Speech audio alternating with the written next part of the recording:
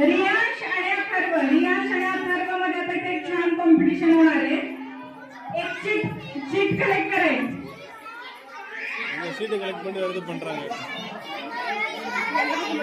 तर अथर्व आणि रियांश यांच्यासाठी ऍक्टिव्हिटी आली आहे जम्पिंग जॅक रेस.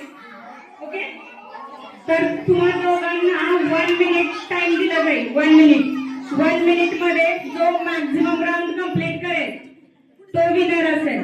2 व्हॉलेंटियर्स त्या दोघांच्या पुढे उभे राहा काउंट करण्यासाठी आणि एक जण स्टॉपवॉच साठी उभे राहा.